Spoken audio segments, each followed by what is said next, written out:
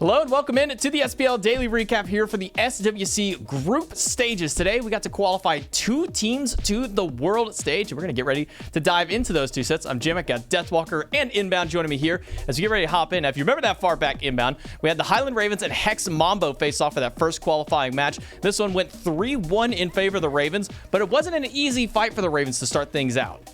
No, it was a very interesting set, I think. First game, it looked like the Mambo were just the outright better team. Ravens draft looked weird. They played weird. And as soon as game 1 finished, they got into picks and bans game 2, and it just like everything cleaned up. The P's and B's looked better. Their gameplay looked better. It looked like they were on the same page. And Hurry played like funkier gods than I expected. He played like Sylvanas. He played a lot of Ares, but they didn't look too bad. So if that's something that they like keep up, these funkier picks, I mean, a lot of teams aren't going to be practice against them, but overall, that said in general, I think the Ravens showed that they are the best SPL team that was at this tournament, and it wasn't particularly close. And I also think the Mambo have a lot to still learn because they still have big consistency problems, I think. Yeah, I think a lot of game 1 kind of looked like they were trying to play Hex Mambo's game more than anything on the Ravens, and when they finally realized maybe we can't do exactly what they do and just kind of went back to their basics, looked a lot cleaner throughout the set. So Ravens, our first team to qualify to the SWC, and that leads us to our second set of the day. Callum Wardens and Solar Scarabs, another 3-1 set. This one goes over to the Solar Scarabs, and Deathwalker, kind of walk me through this one. Give me your thoughts on your set, maybe the performance of the team, and some expectations going to the SWC for you guys. Well, we went into it expecting quite good play from their mid jungle primarily. Like those 2 were the ones we were scared of the most, along with Elion, that like core of players.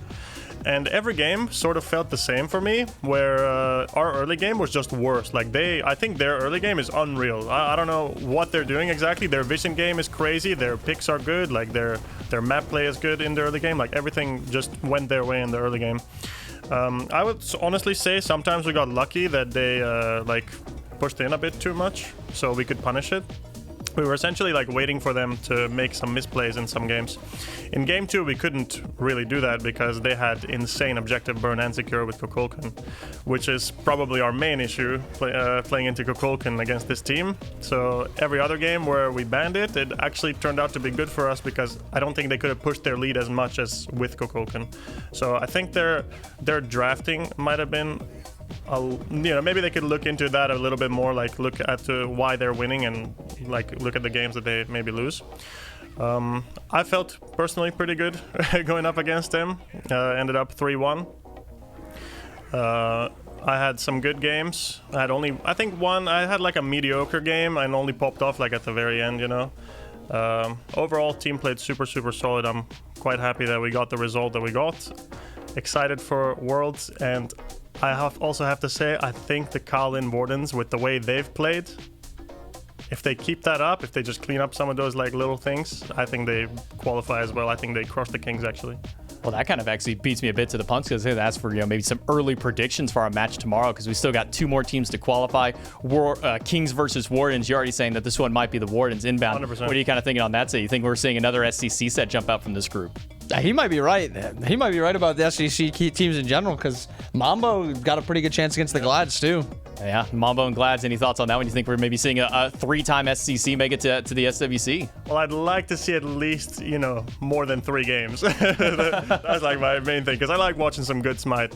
I think these teams will deliver some good Smite. I think both of these teams have looked a little bit shaky, and I think they are both very, very happy to play against one another and show what they got. I think we got some big matchups ahead. Remember, we still have one more day of play, all starting again and finishing out tomorrow, 11 a.m. Eastern. Make sure you tune in on twitch.tv/SmiteGame to catch up on all the action. If you miss any of these games, wait until they go up on SmiteVon. You can watch back. But that's it for today on day number 3. We'll see you for day 4 tomorrow.